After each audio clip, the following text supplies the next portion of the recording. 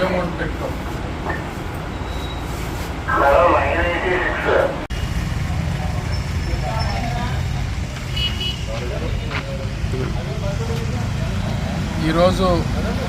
పిఠాపురం పట్టణ పోలీస్ స్టేషన్లో మా నాయకుడు మాజీ శాసనసభ్యులు రాష్ట్ర తెలుగుదేశం పార్టీ అధికార ప్రతినిధి శ్రీ ఎస్విఎస్ఎన్ వర్మ గారు మొన్న జిల్లా పార్టీ కార్యాలయంలో నిర్వహించిన ప్రెస్ మీట్లో ఒక విలేకరి మాజీ శాసనసభ్యులు శ్రీ పెండెం దొరబాబు గారు జాయినింగ్పై స్పందించమని ప్రశ్న అడగగా దానికి సమాధానం చెప్పడం జరిగింది.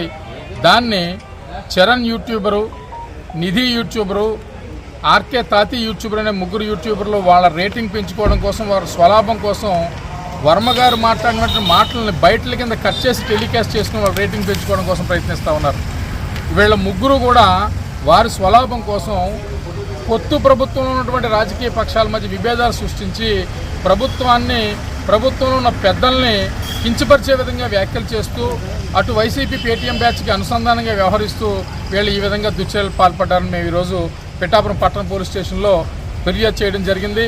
తక్షణమే పోలీసు వారు స్పందించి ఈ యూట్యూబ్ ఛానల్ 3 ఛానల్ని కూడా నిషేధించి ప్రచారాలను నిలుపుదల చేసే విధంగాను, అనుచితంగా అంటే లేని వ్యాఖ్యల్ని ఉన్నట్టుగా సృష్టీకరించి మా పార్టీలను అటు తెలుగుదేశం పార్టీ అవ్వచ్చు, జనసేన పార్టీ అవ్వచ్చు, కూటమిలో ఉన్న బీజేపీ పార్టీ కూడా పిఠాపురం నియోజకవర్గంలో చాలా బలంగా ఉంది.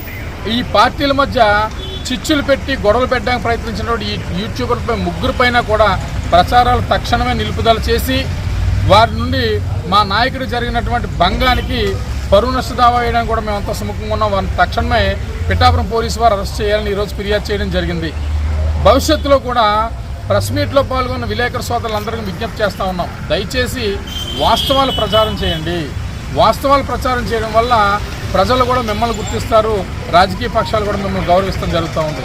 ఇలాంటి తప్పుడు ప్రచారాలు చేసే తప్పుడు ఛానల్ని ఎవరూ కూడా స్పందించి ముందుకు తీసుకెళ్ళకూడదని ప్రజలకు కూడా ఒక వినతిని తెలియజేస్తూ ఈ సందర్భంగా ఫిర్యాదు చేశామని తెలియజేయడం జరిగింది.